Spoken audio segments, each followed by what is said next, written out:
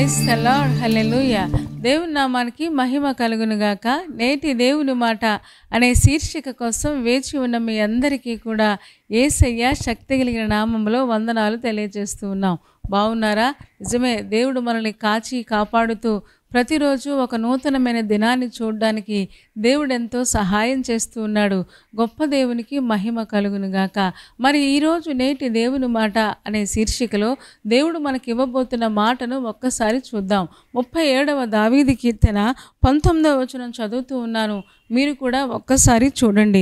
ఆపత్కాలమందు వారు సిగ్గునందరు, కరువు దినములలో వారు తృప్తి పొందుదురు అని నీతిమంతుల గురించి ఆయన చెప్పడం మనం చూస్తూ ఉన్నాం. కీర్తనాకారుడు రాస్తూ ఉన్నాడు, ఆపత్కాలమున వారు అంటే నీతిమంతులు. నీతిమంతుడు లేడు, ఒక్కడు కూడా లేడు అని చెప్పిన దేవుడే యేసయ్య రక్తములో ఎవరైతే తమ పాపాలు కడుక్కుంటారో వారందరినీ నీతిమంతులుగా దేవుడు పవిత్రులుగా చేశాడు కదా. అలాంటి వారు నీతిగా న్యాయంగా దేవునికి భయపడి జీవించే వారి పట్ల దేవుడు తన కార్యాన్ని జరిగిస్తాడు. అంత మాత్రమే కాదు, వారి మీద ఆశీర్వాదాలు కుమ్మరిస్తాడు అని చెప్పడం మనం చూస్తూ ఉన్నాం. ఆపత్కాలమున ఆపదలు చెప్పిరావు కదా. ఎప్పుడు ఎలాంటి ఆపద వస్తుందో ఈ క్షణానికి బాగానే ఉంటుంది. ఎక్కువసేపు నాకు ఏం జరుగుతుందో మనకు కొంతసేపు పోయిన తర్వాత ఏం జరుగుతుందో మనకు తెలియదు, రేపేం జరుగుతుందో మనకు తెలియదు. ఆపదలు అనేవి చెప్పిరావు, కానీ ఆపదల సమయంలో కూడా మనకు సహాయం చేయడానికి గొప్ప దేవుడు ఎప్పుడు తోడుగా ఉంటాడు అనే విషయం చెప్పకనే చెప్తూ ఉన్నాడు. ఆపత్కాలమున వారు సిగ్గునందరు, వారు అస్సలు భయపడాల్సిన పని లేదు అని చెప్తూ ఉన్నాడు. అంత మాత్రమే కాదు, కరువు దినములలో వారు తృప్తి పొందుతారు.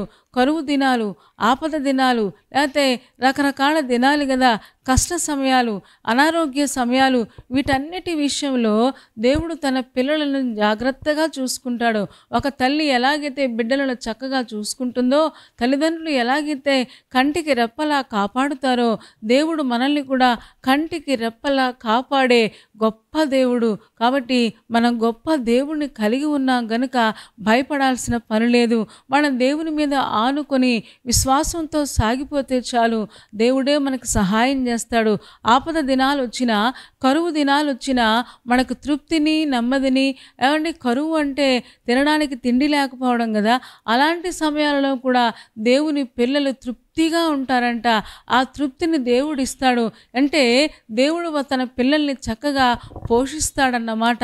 ఈ విషయాన్ని మనకు చెబుతూ ఉన్నాడు. తీద్దామా ఒక్కసారి రాజుల గ్రంథము, మొదటి రాజుల గ్రంథము 17వ అధ్యాయము 6వ వచనం నేను చదువుతూ ఉన్నాను. మనకందరికీ తెలుసు, ఒక్కసారి మీకు చూపిస్తాను. అక్కడ కాకోలములు ఉదయమందు రొట్టెను మాంసమును, అస్తమయమందు రొట్టెను మాంసమును అతని యొద్దకు తీసుకుని వచ్చుచుండెను. అతడు వాగు నీరు తాగుచూ వచ్చిన ఏలియా కెరీతు వాగు దగ్గర ఉంటే, దాక్కొనుంటే, ఆ సమయంలో కాకోలములు అంటే కాకులంట.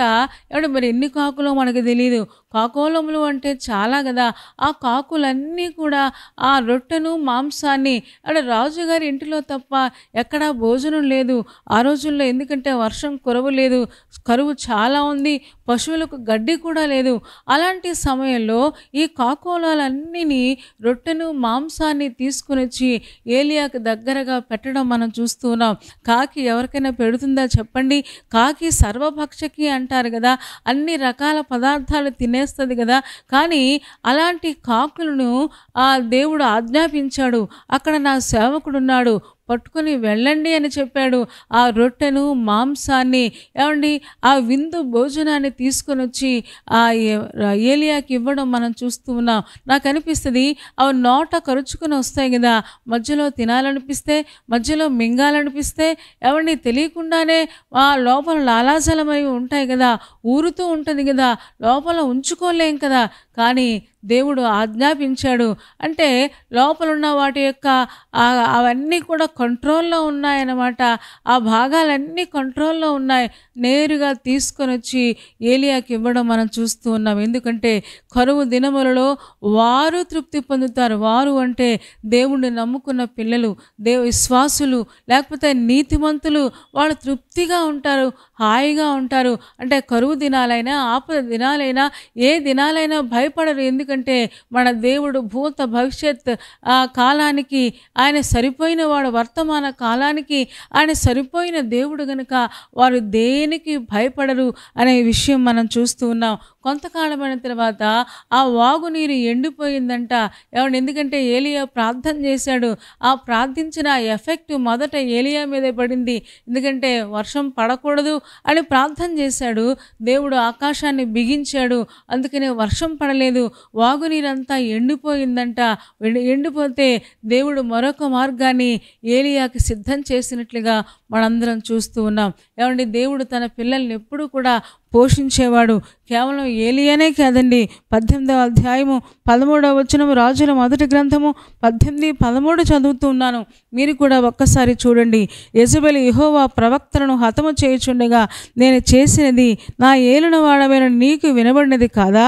నేను యెహోవా ప్రవక్తలలో 100 మందిని గుహకు 50 మంది చొప్పున దాచి అన్న పానములిచ్చి వారిని పోషించుతిని అని ఏలియాతో ఓబద్యా అనే ఒక ఉద్యోగస్తుడు రాజుగారి సంస్థానంలో పనిచేస్తున్న అహాబు దగ్గర పనిచేస్తున్న ఓబద్యా మాట్లాడుతూ ఉన్నాడు. అండి, ఓబద్యా ఉద్యోగం చేసుకుంటూ ఉన్నాడు, రాజుగారి దగ్గర పనిచేస్తూ ఉన్నాడు. అంటే తనకి కూడా కరువు లేదు. తనకి అన్ని ఉద్యోగం ఉంటే జీతం వస్తుంది, రాజుగారి దగ్గర కాబట్టి అన్ని వసతులు ఉంటాయి. కానీ ఇన్ని వసతులు చూసుకొని, ఉద్యోగాన్ని చూసుకుని, సాధారణంగా ఉద్యోగస్తుల మనస్సు ఎలా ఉంటుందంటే, నా కుటుంబాన్ని నేను చూసుకుంటా, నా పిల్లల్ని నేను చూసుకుంటా, లేకపోతే నా సమస్యలు ఉన్నాయి నాకు, వాడిని చూసుకుంటామని కేవలం దానికే పరిమితం అయిపోతారు. కానీ ఓబద్యా అలాంటి వాడు కాదు సుమా.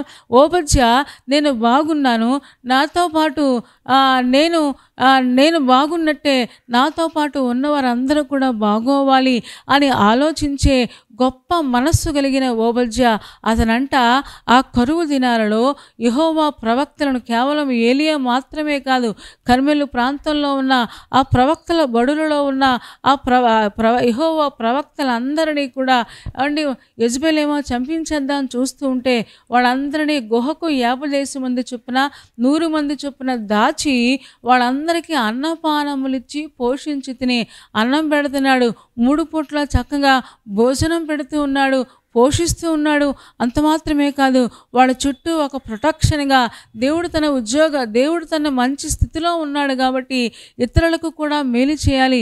కేవలం నా ఉద్యోగం వల్ల నాకే లాభం కాదు, కానీ నాతో పాటు ఉన్న దేవుని పిల్లలు కూడా లాభపడాలి అని ఆలోచించే గొప్ప మనస్సు కలిగిన వాడు ఓబద్యా. దేవుని ప్రవక్తలకు ఎక్కడికి వెళ్ళిపోతారో వాళ్ళకి ఇళ్ళు ఉండవు కదా, వాళ్ళకు వాకిలు ఉన్నది కదా. దేవుని సేవ కోసం వాళ్ళు వచ్చేసారు. దేవుని మాటలు నేర్చుకుందామని వచ్చేస్తే దేవుడు ఓబద్యాని ప్రేరేపిస్తూ ఉన్నాడు. రాజగృహంలో ఉన్న ఓబద్యాకు దేవుడు అలాంటి మనసు ఇచ్చాడు. ఎందుకంటే నా పిల్లలు కరువు దినాలలో కూడా తృప్తిగా ఉండాలి. రోజు మరి ఓబద్యా భార్య ఎంత ఓపిక కలిగిందో, వాళ్ళందరికీ వంటలు చేస్తూ ఉన్నారు. వాళ్ళ పిల్లలు లేదా కుటుంబం అంతా కష్టపడి వాళ్ళకు వచ్చినదంతా కూడా ఈ ప్రవక్తలను పోషించడానికి వాళ్ళు ఉపయోగించడం మనం చూస్తూ ఉన్నాం. ఎంత మంచి మనస్సు అండి ఓబద్యాది. ఈ రోజున ఉద్యోగస్తులకు దేవుడు అలాంటి మనసు ఇస్తే కేవలం వారి కుటుంబం గురించి ఆలోచించకుండా దేవుని పిల్లల కోసం, దేవుని సేవ కోసం, దేవుని పరిచర్య కోసం కూడా ఆలోచించగలిగితే, దేవుడు అలాంటి భారాన్ని ఇవ్వగలిగితే ఇంకా పరిచర్య విస్తారంగా జరుగుద్ది కదా, ఇంకా అనేక ఆత్మలు ప్రభు దగ్గరికి వస్తారు కదా. ఈ రోజున మనం నేర్చుకుంటూ ఉన్నాం. ఓబద్యా యెహోవా ప్రవక్తల్ని పోషించినట్లుగా మనం చూస్తూ ఉన్నాం. ఎందుకంటే దేవుడు ఎవరో ఒకరిని లేపుతాడు. పెద్ద పెద్ద ఉద్యోగస్తులతో దేవుడు మాట్లాడడం మనం చూస్తూ ఉన్నాం. ఓబద్యా చాలా పెద్ద ఉద్యోగస్తుడు. తన ఉద్యోగం తను చేసుకోకుండా కేవలం తనకు మాత్రమే తన యొక్క ఆశీర్వాదం పరిమితం కాకుండా యెహోవా ప్రవక్తలందరినీ పోషించడం అంటే ఎంత కష్టమైన విషయం అండి.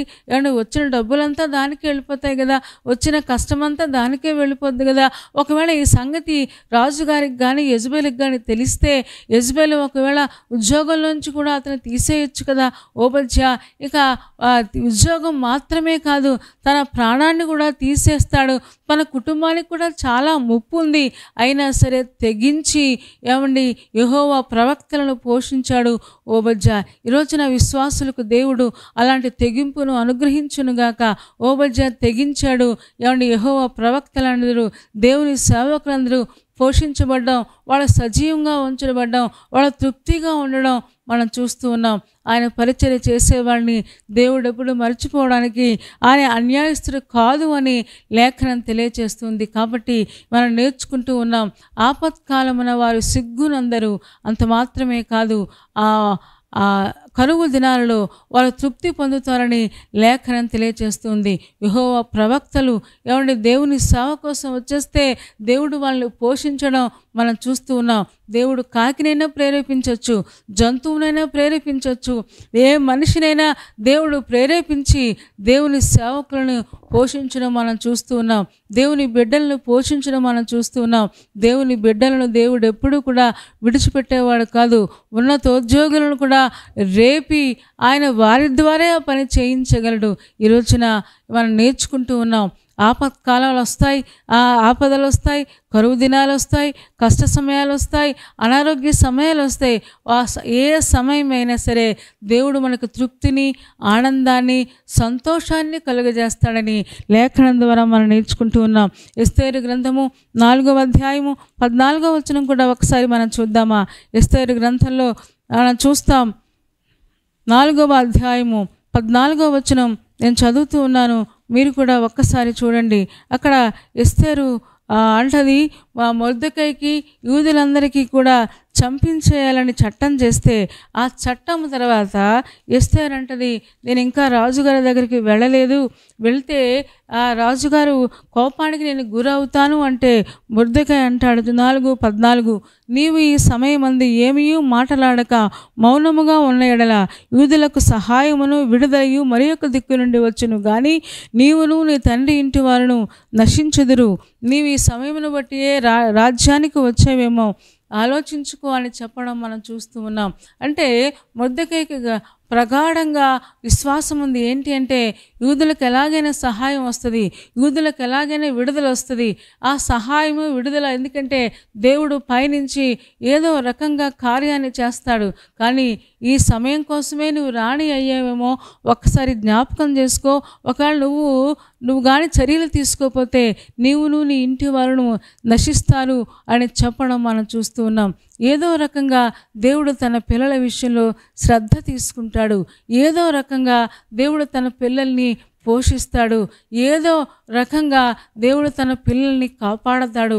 అప్పటికే చట్టం చేయబడింది, యూదులందరూ చనిపోవాలి అని హామాను రాజును ప్రేరేపించి చట్టం తీసుకొచ్చాడు. చట్టం చేయబడితే అది మళ్ళీ దాన్ని ఎవరు మార్చలేరు. ఆ రోజుల్లో మాదీయుల పారసీకుల చట్టాలు అలాగూ ఉండేవి. కానీ చట్టాన్ని కూడా మార్చగలిగిన దేవుడు మనం నమ్మిన దేవుడు. ఏమండి, అలాంటి సమయంలో మొర్దెకై అంటున్నాడు, దేవుడు ఇంకొక దిక్కు నుంచి సహాయాన్ని పంపిస్తాడు, యూదులకు విడుదల వస్తుంది. ఆపత్కాలమున వారి సిగ్గునందరూ, కరువు దినములలో వారు తృప్తి పొందుతారని లేఖనం తెలియజేస్తుంది. కాబట్టి ఎస్తేరును దేవుడు ప్రేరేపించాడు. మొర్దెకై ద్వారా ఎస్తేరు వెళ్ళింది, తన ప్రజల కోసం, తన జనాంగం కోసం నిలబడింది.